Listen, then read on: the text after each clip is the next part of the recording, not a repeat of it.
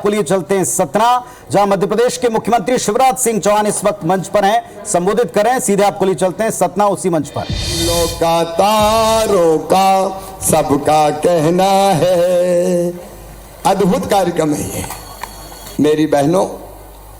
ये योजना नहीं है, ये दिल की तड़फ है। बचपन से जो अन्याय मैंने देखा था बेटियों के साथ होते हुए, बहनों के साथ होते हुए, ये उस अन्याय की भरपाई करने की मैं कोशिश कर रहा हूं। भारतीय जनता पार्टी की सरकार कोशिश कर रही है। मेरी बहनों और मेरे भाइयों, आपने भी देखा होगा हमने बेटियों के साथ पूरा न्याय नहीं किया।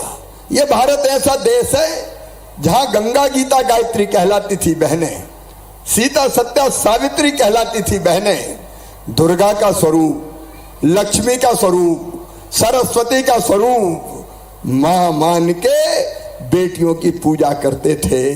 लेकिन बीच में एक समय ऐसा आ गया कि बेटा ज्यादा प्यारा हो गया, बेटा लाडला हो गया। बेटा अगर पैदा हो तो आनंद की वर्षा हो, अरे भैया आया है। और बेटी अगर पैदा हो जाए तो मैया का चेहरा उतर जाता था, जैसे बेटी नहीं आ गई हो, कहीं की आफत आ गई हो। अन्याय हुआ है, बेटा और बेटियों में भेद, और हालत इतनी बिगड़ी। मैं अपने भाइयों से भी कहना चाहता हूं, एक समय ऐसा आया मेरे भाइयों कि मध्य प्रदेश की धरती पर हमने देखे बेटियां कम पैदा हो रही है, बेटे ज्यादा पैदा हो रहे हैं। और ऐसा क्यों हुआ? इसलिए कि महापाप किया कुछ लोगों ने। विज्ञान ने प्रगति की और ये पता लगाने लगे पेट कोख में पलने वाला कौन है, बेटा है कि बेटी है। अगर बेटा है तो दुनिया में आने दो, और अगर बेटी है तो पेट कोई कोख कोई कत्ल खाना बना दो। दुनिया में आने के पहले ही बेटी को मार डालो, बेटी को जन्म मत लेने दो। और ये हालत इतनी खराब हो गई कि कई जगह मध्य प्रदेश की धरती पर 1000 बेटों पे केवल 900 बेटियां पैदा हो रही थी। 1000 बेटों पे 900 बेटियां। मेरी बहनों बताओ, क्या बेटी के बिना दुनिया चल सकती है? अरे जोर से बताओ, चल सकती है क्या? आज तुम्हारा भाई तुम बात करने है, मुझे बताना, बेटियों के बिना दुनिया चल सकती है क्या? नहीं चल सकती। बेटी नहीं बचाओगे तो बहू कहां से लाओगे? दुनिया चल ही नहीं सकती। लेकिन यह अन्याय हुआ, और इसके साथ हमने कई जगह देखा स्त्री और पुरुष दोनों भगवान ने बनाए, दोनों को बराबर बनाया।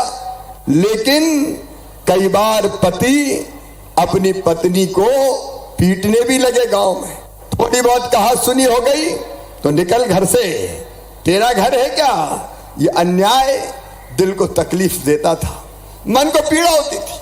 और मैं लगातार सोचता था कि कोई ऐसा काम करो जिससे बहनों को न्याय मिले, जिससे बेटियों को न्याय मिले।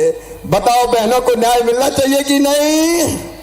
पीछे से भी बताओ, सब मिलना चाहिए कि नहीं? मिलना चाहिए। और इसीलिए कई तरह की चीजें दिमाग में आती थी। एक बार मैं ऐसे ही, भाई हटो सामने से, बहन भाई के बीच में कोई नहीं आएगा। एक बार मैं एक छोटी सी सभा में बोल रहा था, मेरी बात ध्यान से सुनना।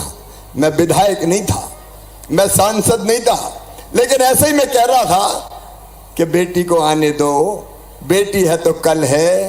तो एक बूढ़ी अम्मा खड़ी हो गई और कहने लगे, बड़ी बात कर रहा है, बेटी को आने दो, बेटी को आने दो।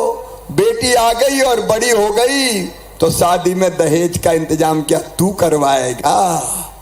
अब मुझे लगा ये बात तो सही है, शिवराज भाषण देने से काम नहीं चलेगा। अगर बेटी को आने देना है तो बेटी को बोझ से वरदान बनाना पड़ेगा।